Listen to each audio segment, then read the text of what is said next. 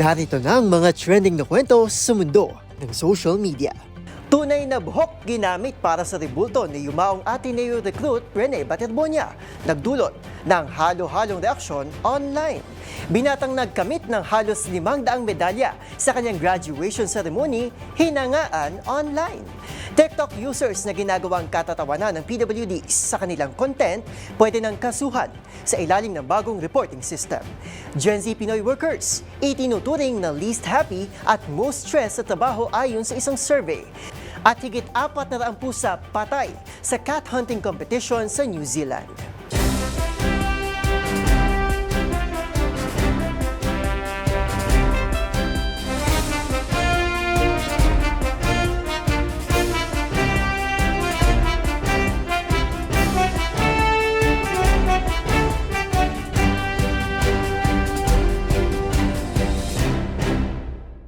Iba't ibang mga nagva-viral na kwento na naman ang ating pag-uusapan. Mga trending sa social media na tiyak hindi lang nakakaaliw kundi maring kapulutan din ng aral. At kuminsan ay makabagbag damdamin din. Kasama ang buong pwersa ng DZRH TV, ito ang TNVS. Trending and viral show na kahandang kumpletuhin ang buong kwento.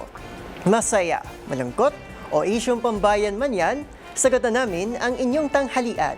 Ito, si Arnold Herrera ng DZRH TV, una sa Pilipinas, una sa Pilipino.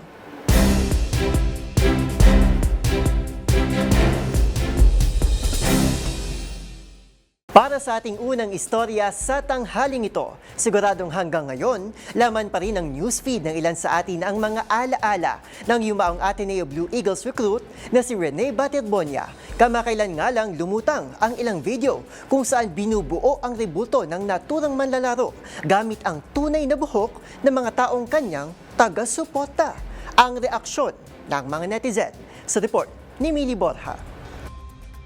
Nagdulot ng halo-halong reaksyon online ang isang life-size na rebulto ng yumaong Ateneo student-athlete na si Rene Bobet Baterbonia matapos malamang gumamit ang tunay na buhok mula sa mga taga-suporta nito. Ginawa ng Butuan-based artist na si Alan Esclamado ang rebulto bilang pagpupugay kay Baterbonia. Itinayo ito malapit sa kanyang himlayan sa Talacogon Municipal Memorial Park sa Agusan del Sur at formal na ipinasa sa kanyang pamilya noong July 18, kasabay ng ika-40 araw mula sa kanyang pagpanaw. Ipinakikita sa rebulto ni Baterbonia ang isang triple threat basketball stance. Suot ang jersey na may nakasulat na kanyang motto na "Just a kid with a big dream". Ayon kay Esclamado, nagsimula niyang gawin ang rebulto noong June 23 bilang pagpupugay sa tinawag niyang Mr. MVP. Sa mga ibinahaging video at larawan ng artist sa social media, makikita ang ilang taga-suporta ang nagpakalbo o nagpahabol ng kanilang buhok at kilay upang magamit sa rebulto. Ilan pa sa mga post ay may caption na pabuhok kay Mr. MVP. Umani ng papuri ang natatanging pagpupugay mula sa mga tagahanga ni Baterbonia. Subalit nagdulot din ito ng pagtuligsa mula sa ilang netizens dahil sa paggamit ng tunay na buhok. May mga nagsabing lumalabas umanong labis ang paghahanga sa yumaong atleta, habang ang iba naman ay nagsabing mas dapat pahintulutang makapagpahinga ang kanyang alaala at magtuon ng pansin sa paghahanap ng hustisya sa kanyang pagpanaw. May mga nagpahayag din ng pangamba na ang ganitong gawain ay maaring magmukhang pag-idolo sa yumaang atleta. Si Baterbonia ay pumanaw noong June 8 matapos malulod sa isang beach sa Dipakulaw, Aurora sa isinasagawang team building activity ng Ateneo Men's Basketball Team. Bago ang kanyang pagpanaw, siya ang naging Most Valuable Player o MVP ng Palarong Pambansa 2025 matapos pangunahan ng Davao Region sa pagkampiyon. Isa rin siya sa mga inaasahang rookie player para sa Ateneo Blue Eagles sa UAAP Season 89. Samantala, naghain ng National Bureau of Investigation o NBI ng reklamong reckless imprudence resulting in 2 counts of homicide laban kay former Ateneo head coach Tab Baldwin at ilang miyembro ng coaching staff kaugnay sa pagkamatay ni Baterbonia at kapwa student-athlete na si Divine Adili, isang 21-year-old na Nigerian import. Para sa DZRH TV, ito si Mili Borja, una sa Pilipinas, una sa Pilipino.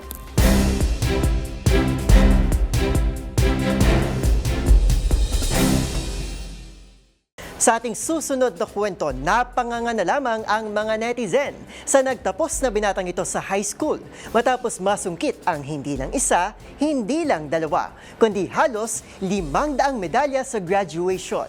Ang mga naging komento ng paghanga ng mga netizen, silipin sa report ni James Galange. Hindi na mabilang sa kamay, sa paa o maski magkasya sa litrato ang mga medalyang nasungkit na binatang ito na si Rensis Lofamia o mas kilala sa tawag ng RB na kamakilay nagtapo sa high school. Paano ba naman kasi? Not one, not two, but almost 500 medals ang isinukbit sa kanyang leeg nung araw mismo ng kanyang graduation. Kabilang na dito ang mga award na nakuha sa mga classroom subject at international competition na lubos namang ipinagmamalaki ng kanyang mga magulang. Sa post ng kanyang ina na si Nettie Torfamia, may pagkakataon mang natutulog na ang kanyang anak ng alas 4 na madaling araw para lang maglaro ng online games ay nagagawa pa rin itong mapagtagumpayan ng kanyang academics. Gayun din na alalahanin ng malaman ng kanyang anak na kabilang siya sa mga nakapasa sa Philippine Science High School o PSI sa kabila ng halos 31,000 examinees. Nagtapos si RB na may mataas sa karangalan at nakakuha ng scholarship mula sa iba't ibang universidad sa Pilipinas, gayon din sa ibang bansa, yan ang Ateneo, LaSalle, University of Wisconsin at marami pang iba. Samantala, lubos din ang paghanga ng mga netizen kung saan hindi na nila tinapos basahin ng caption sa dami ba naman raw ng mga nakuwang achievement. Habang mayroon din napaka-question kung gaano nga ba katalino ang binata at nagulat na posible palang makakuha ng ganitong karaming award. At kamakailan nga lang ay nag-uwi si RB ng gintong medalya sa Hong Kong at Philippine International Mathematical Olympiad, gayon din sa Eurasian Spelling Bee Preliminary Round. Para sa DZRH TV, ito si James Galange, una sa Pilipinas, una sa Pilipino.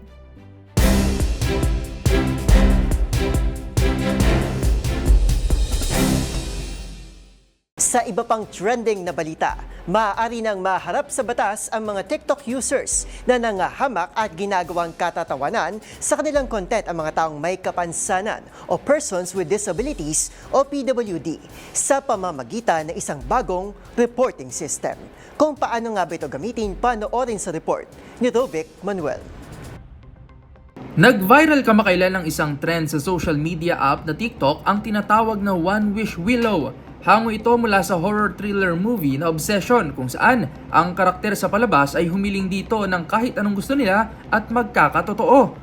I wish Nikki Freeman loved me more than anyone in the entire world.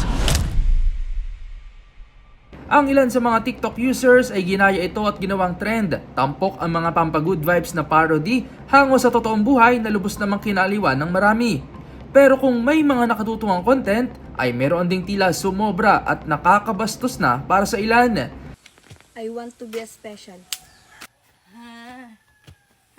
Ilang TikTok users kasi ang ginawang katatawanan ng paghiling na maging special sa pamamagitan ng paggaya sa mga kilos tulad ng twitching, paralysis o hirap sa pagsasalita na nararanasan ng mga taong may kapansanan.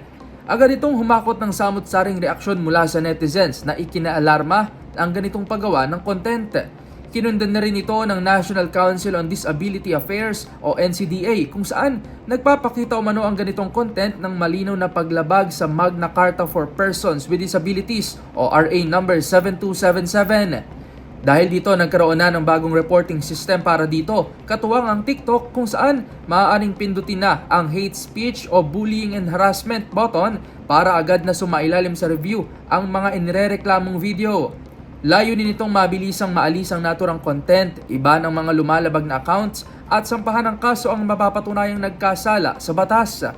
Giit ng NCDA, hindi dapat ginagawang katatawanan ang mga taong may kapansanan at dapat maging responsable sa paggamit ng ating freedom of expression. Para sa DZRH TV, ito si Rovic Manuel, una sa Pilipinas, una sa Pilipino.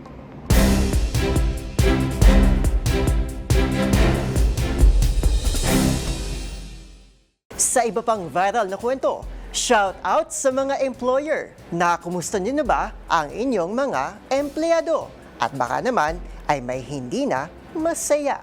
Lumalabas kasi sa isang pag-aaral na may mga Pinoy worker ang hindi masaya o hindi naman kaya ay stress na sa work. Sa katunayan, ang mga Gen Z o mga ipinanganak ng 1997 hanggang 2012 ang nangunguna sa least happy at most stressed ngayon sa work. Ang nilalaman ng pag-aaral, panoorin sa report ni Dustin Bayog. Itinuturing na least happy o may pinakamababang kasiyahan sa trabaho ang mga Filipino Gen Z workers. Ito ang lumalabas kasi sa pag-aaral ng Workplace Happiness Index para sa bansa noong 2025 The Job Streak by SIG, kung saan namang manggagawa na edad 18 hanggang 29 ay may happiness score na 76%. Mas mababa ito sa 77% score ng mga millennial at 78% ng mga Gen X workers.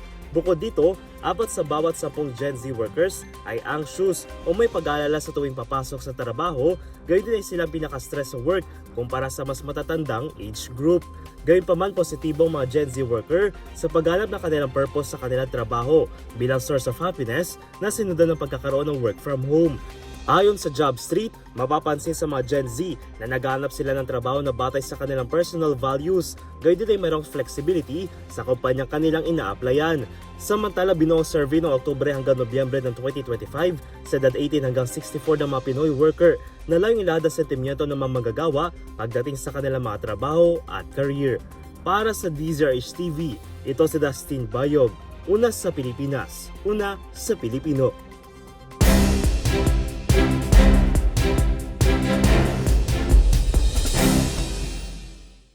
At sa ating huling viral story sa tanghaling ito, muling inulan ng batikos ang kontrobersyal na taunang fundraiser sa North Canterbury sa New Zealand.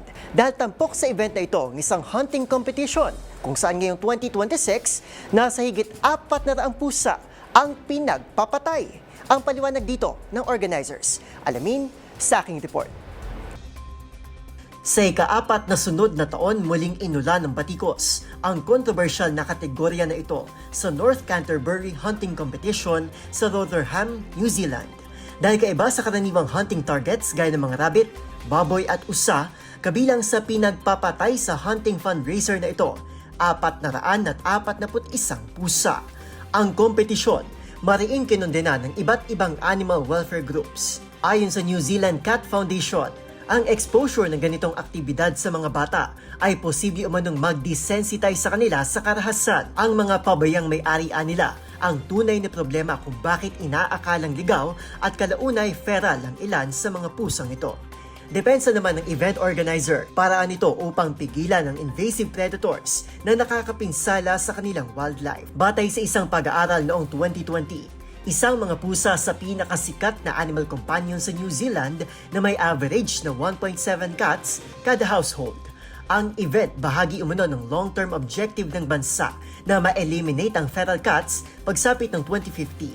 Tiniyak din nila na bawat pusa na pinatay ay walang suot na microchip, patunay na walang nagmamay-ari sa mga ito.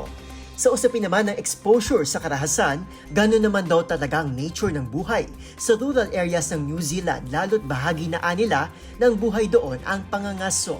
Taong 2023 nang unang isamang feral cats sa mga targets sa naturang hunting competition. Para sa DZRH TV, ito si Arnold Herrera. Una sa Pilipinas, una sa Pilipino.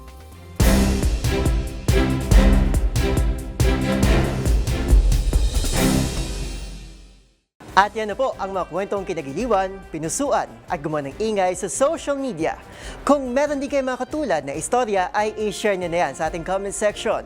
O di naman kaya ay itag nyo kami sa TikTok at DZRH News. Maraming salamat po sa inyong patuloy na pagtangkilik sa ating programa. Magkita-kita tayo muli sa susunod na linggo para muling himayin, tuklasin at buuin ang mga detalye para kapag nakita mo ang viral video na may nag-share, ikaw na mismo ang magdaragdag ng mga impormasyong nalaman mo sa TNVS, Trending and Viral Show. Muli ito po, si Arnold Herrera ng DZRH TV, una sa Pilipinas, una sa Pilipino.